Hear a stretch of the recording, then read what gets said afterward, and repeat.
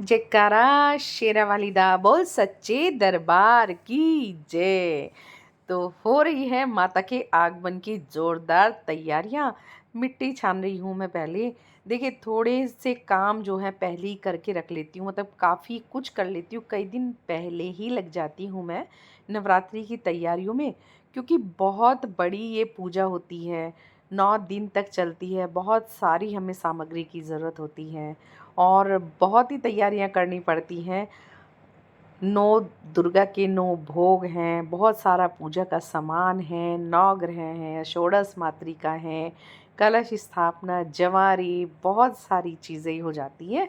तो एक साथ तो पॉसिबल नहीं हो पाता सब। तो कई दिन पहले ही मैं लग जाती हूँ और कोशिश करती हूँ कि सब कुछ अंडर कंट्रोल रहे, सब मैनेज रहे, और लिस्ट में बना लेती हूँ और आपके साथ भी मैंने शेयर किया है लिस्ट पूरी। उससे बहुत हेल्प हो जाती है और मतलब मैं हमेशा ही संभाल के रखती हूँ उसे लिस्ट को, क्योंकि हर 6 महीने में नवरात्रि आती ही है। तो ये देखिए क्या कर रही हूँ मैं, ये मैंने थोड़ा सा इस पे पीताम्बरी लगा दिया है, या अभ्यंग पाउडर भी आप लगा सकते हैं, या नींबू या सोडा मिला के आप लगा सकते हैं, या टमाटो सॉस लगा के भी थोड़ी देर रख सकते हैं। मतलब बहुत तरीके होते हैं पीतल के बर्तन को साफ़ करने के, वही मैं कर रही हूँ। और देखिए भर ड्राई फ्रूट जो है वो डब्बी में भर के रख रही हूँ माता रानी के।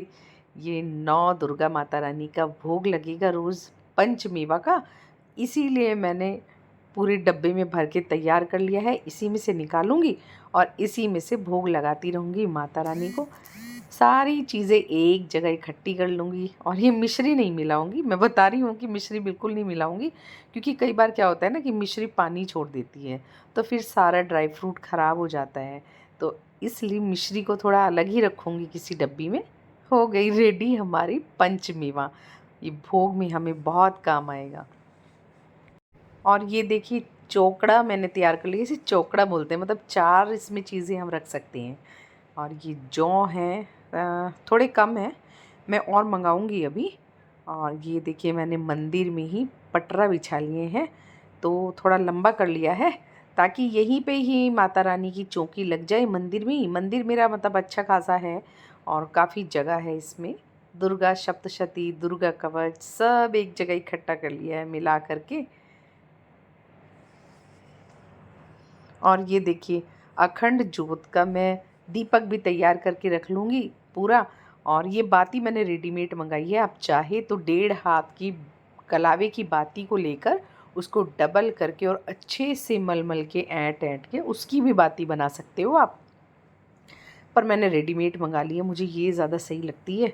और ऐसे करके मैं इसको रेडी करके रख लूँगी और घी मैं इसमें तभी भरूँगी जब मैं अखंड ज्योत की स्थापना करूँगी। तो बस थोड़ी सी ये तैयारियाँ मैं करके रख रही हूँ कि बस इधर उधर ना भागना पड़े और लास्ट मोमेंट पे कुछ रह ना जाए, मतलब और कुछ रह भी जाएगा तो हमारे पास समय भी होगा फिर उसको लाने के लिए। तो यही सब तैयारियाँ कर रही हूँ। और 2 नारियल मैंने ले लिए हैं, एक मंदिर में माता जी के सामने रखा जाएगा और एक बड़े मंदिर में मैं पूरी थाली चढ़ा के आऊँगी माता को। श्रृंगार इत्यादि सभी पंचमेवा, नारियल, पान वगैरह सब चढ़ाना है, माता को अर्पण करना है, तो उसके लिए भी मैंने लिया है। देखिए सब पूछते हैं मुझसे कि आप कैसे मैनेज करती हैं ये सब, आप जॉब में भी हैं, इसी के साथ साथ आप सेवा में भी हैं और बहुत अच्छे से सब कर लेती हैं, मतलब घर भी आप संभालती हैं, तो किस तरह से ये सब मैनेज करती हैं? हमारे पास तो टाइम ही नहीं होता, हम घर में रहते हैं तब भी हम इतना नहीं कर पाते, तो आप कैसे कर लेती हैं? ये अक्सर मुझसे लोग सवाल पूछते हैं, मोस्टली यही क्वेश्चन आता है। तो देखिए कोई भी चीज़ करने के लिए सबसे बड़ी बात होती है डेडिकेशन, कि हमारा भाव है वहाँ, हम उस चीज़ के लिए डेडिकेट हैं। और इसी के साथ साथ एक अच्छी प्लानिंग और टाइम मैनेजमेंट, ये बहुत ज़रूरी है किसी भी चीज़ को करने के लिए। आप मतलब मेरी यही नेचर है कि मैं लास्ट मोमेंट के लिए चीज़ें नहीं छोड़ती हूँ। जैसे मान लीजिए मैं एक एग्ज़ाम्पल आपको दूँ कि 15 अक्टूबर में नवरात्रि है, तो मैं 14 तारीख के लिए कोई काम नहीं छोड़ूंगी। मैं उससे पहले ही सारी चीज़ें निपटाने में विश्वास रखती हूँ। मतलब मैं 3-4 दिन पहले ही जैसे लग जाती हूँ ना, तो लास्ट मोमेंट के लिए मुझे लगता है कि क्या पता क्या परिस्थिति हो जाए, 1 दिन पहले क्या कोई आ जाए घर में, या हमारी खुद की तबीयत ख़राब हो जाए, या कहीं जाना पड़ जाए, तो फिर सारी चीज़ें धरी की धरी रह जाती हैं और पता है त्योहार का मज़ा भी उसमें ख़राब हो जाता है। तो इसलिए मैं तो कई दिन पहले से ही तैयारियों में लग जाती हूँ, और मतलब जैसे 15 में नवरात्रि है तो 13 तक लास्ट मेरा सब ख़त्म हो जाता है। 14 के लिए कुछ 1-2 खा छोटी-मोटी सी चीज़ बच जाती हैं। बस यही है मेरा तरीका काम करने का, जो आप लोग बार-बार पूछते हैं कि मैं कैसे मैनेज करती हूँ। मैं ऐसे ही मैनेज करती हूँ। मीन्स मैं शाम को अपना पूरा यूज़ करती हूँ, अपनी चीज़ें देखती हूँ क्या करना है, कैसे करना है, क्या हो सकता है। तो यही है मेरा टॉप सीक्रेट जो आज मैंने आपके साथ शेयर कर दिया है।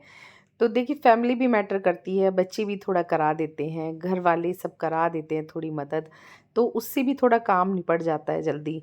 और बाकी ये है कि देखिए जब कुछ चीज़ करनी है तो करनी है, अब हम प्रभु सेवा में हैं, तो उनकी सेवा तो सर्वोपरि है, वो तो होगी ही ज़रूर। और तीज त्योहार है तो वो भी होना ही है। तो मान लीजिए जैसे मैं 3:30 बजे तक तो आ ही रही हूँ, फिर थोड़ा-सा आराम कर लिया। उसके बाद में फिर शाम को मैं पूरा देखती हूँ काम अपना, अ, डिनर भी बनाना है, फिर सुबह फिर ड्यूटी जाना है, सबको स्कूल जाना है, तो ऑफ़िस जाना है, तो उसकी भी तैयारी करनी है। तो ये चीज़ें भी देखनी रहती हैं। तो फिर तीज त्योहार में अब ज़्यादा काम होता है, तो रात के 12 भी बज जाते हैं करते-करते। जैसे यही तैयारी करने में मुझे 1 बज गया था रात का। और अभी पीछे तो जब मैंने श्रृंगार किया था, आपको बताया था मैंने कि मैं ढाई बजे सोई थी।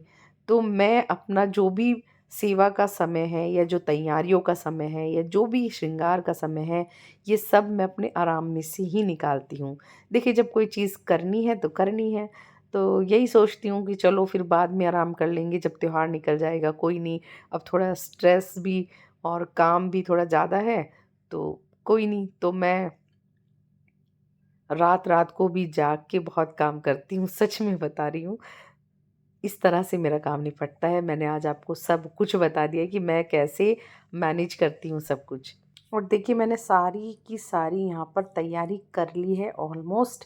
तो ड्राई फ्रूट भर लिया है मैंने, मिट्टी मैंने छान के भर ली है, उसी के ऊपर जवारे भी रख लिए हैं, सप्तशती रख ली है, अखंड दीपक भी रेडी कर लिया है, पूजा के बर्तन, नारियल, कलावा, जनेऊ और सामग्री, लकड़ी, घी, बताशे, सब कुछ ऑलमोस्ट रेडी हो गया है। ये हवन की लकड़ी और सामग्री ये सब मैंने एक जगह रख लिया है। और ये रहा माता का श्रृंगार का सामान। तो ये भी मैं ले आई थी श्रृंगार का सामान। इसमें मैंने शीशा कंघा है, सिंदूर, मेहंदी है, इत्र है माता का, और ये बड़ी चुनरी है जो मैं मंदिर में माता रानी को अर्पण करूँगी। और ये है हमारी माता रानी की चुनरी। अब देखते हैं इसे श्री जी पहनेंगी या माता रानी कौन पहनेगा। बहुत सुंदर सी प्यारी सी लगी, और पूरी मार्केट में सिर्फ यही एक छोटी सी मुझे चुनरी थी जो नवरात्रि की थीम को दर्शा रही थी, तो मैं ले आई। और देखिए ये वाली चुनरी ले आई हूँ मैं अपने लिए। भाई नवरात्रि है, माता रानी के सामने हम भी तो चुनरी ओढ़ के नाचेंगे। तो ये वाली मैं अपने लिए लेके आई हूँ, प्यारी सी है, सुंदर सी है ना। तो ओढ़ चुनरिया लाल, मैं नाचूं तेरे अंगना में, मैं नाचूं तेरे अंगना में, मैं नाचूं तेरे अंगना में। और यहाँ पर मैं थोड़ा-सा मैनेज कर लेती हूँ। अभी तक केशव वृंदा इधर ही बैठते थे, तो अब मैं यहाँ पर थोड़ा स्पेस करूँगी चौकी लगाने का। तो यहीं पे ही मैं व्यवस्था कर लेती हूँ कि हाँ भई, मतलब कैसे करना है, क्या करना है, पटरे वगैरह सब यहीं लगा लूँगी। उससे फिर क्या होगा, सारी पूजा मंदिर में ही हो जाएगी, अलग से फिर बाहर कहीं करने की मुझे ज़रूरत नहीं होगी। फिर 2-2 जगह पूजा करने में थोड़ी-सी मुझे समस्या हो जाती है, क्योंकि मेरे ठाकुर जी यहाँ विराजमान हैं, माता मैं कहीं और करूँ विराजमान। तो इससे अच्छा मैं मंदिर में ही कर लेती हूँ, वो मुझे ज़्यादा ही अच्छा लगता है। और देखिए मंदिर बड़ा भी है तो आराम से सब आ जाता है उसमें। और ये बांध रहा है मेरा बेटा आम का तोरण। माता रानी के स्वागत की कर रहे हैं हम तैयारियां। तो ये सब तैयारियां मैं पहले से ही कर लेती हूँ। आप अशोक के पत्तों का भी बांध सकते हैं, पान के पत्तों का भी। लेकिन आम के पत्ते ना थोड़े दिन ज़्यादा ही जल जाते हैं, जल्दी से ये सूखते नहीं हैं, इसलिए आम के पत्ते का सही रहता है। तो देखिए कितना ये तैयार हो गया है हमारा माता रानी के स्वागत में। हमने लगा दिया है तोरण। और और ये देखिए मैं दिखा देती हूँ आपको, पोशाक भी रेडी होकर आ गई है। नवरात्रि थीम पर पोशाक बनाई है, कितनी सुंदर देखिए। कई रंग की सतरंगी पोशाक है ये, और इस पे पूरा वर्क हो रखा है देखिए। और मैंने लेस भी ऐसी लगवाई है ना इसमें, नवरात्रि वाली, तो और भी चार चांद लग रहे हैं इस ड्रेस में। तो देखते रहिए आप। ये देखिए हमारे बिहारी जी की कटी काचनी है। तो धोती मैं पहनाऊंगी पहले, और धोती के ऊपर पहनाऊंगी इसको।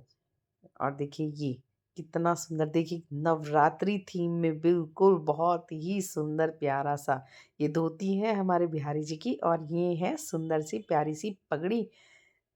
तो जी इसका बनाऊंगी मैं डांडिया, है ना। तो सही रहेगा ना, बहुत बढ़िया लगने वाला है इसका डांडिया। और ऐसे ऐसे हमारे भगवान, हमारे ठाकुर, हमारे श्री जी डांडिया से खेलेंगे। तो हम इस नवरात्रि में जो उत्सव मनाते हैं ना, तो बस ये उत्सव वाली नवरात्रि होती है। और फूल माला आ गई हैं, फूल भी आ गए हैं देखिए। और ये चुनरी ले आई हूँ मैं नारियल पे लपेटने वाली। और ये चुलाई के लड्डू हैं। ये है पेठे की मिठाई। और फल ले आई हूँ। तो कुछ चीज़ें आ गई हैं, कुछ चीज़ें अभी रह गई हैं, जैसे पान अभी रह गया है।